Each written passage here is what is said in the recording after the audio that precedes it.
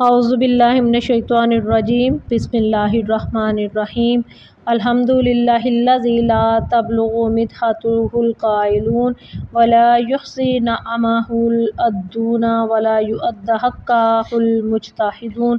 تمام تعریفیں اس اللہ کے لیے ہیں جو ہمیشہ سے ہے اور ہمیشہ رہے گا، نہ اس کی ابتدا ہے نہ اس کا انجام۔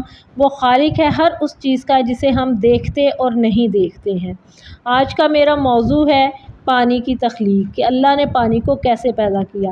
جب نہ زمین تھی، نہ آسمان، نہ سورج، نہ چاند، نہ کوئی روشنی، نہ اندھیرا، بس اللہ کی ذات موجود تھی۔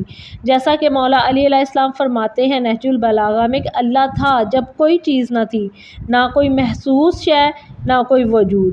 یہ وہ مرحلہ تھا جب وقت بھی نہیں تھا، جہاں خاموشی تھی، مگر اس خاموشی میں اللہ کی قدرت کی صدا گونج رہی تھی۔ مولا علی علیہ السلام فرماتے ہیں اپنے خطبے میں، خلق الماء جعلہ مطافا لسبحات عرشہ، اللہ نے پانی کو پیدا کیا اور اسے اپنے عرش کے گرد گھومنے والا بنایا۔ یعنی اللہ نے پانی کو کسی مادے سے نہیں بنایا، بلکہ کن بولا، کن ہو جا تو وہ فیکون ہو گیا۔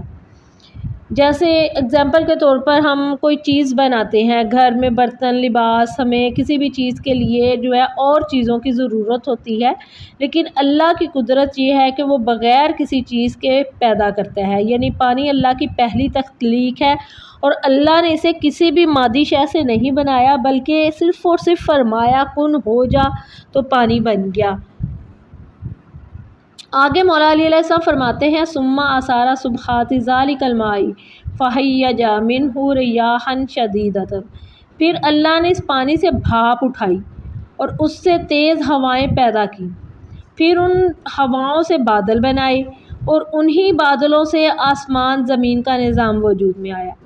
جیسے ہم دیکھتے ہیں کہ پانی گرم ہوتا ہے تو بھاپ بنتی ہے اور وہ بھاپ آسمان کی طرف اٹھتی ہے، یعنی منظر تخلیق کے وقت پیش آیا، اللہ نے پانی سے بھاپ اٹھائی اور اس سے آسمان بنائے۔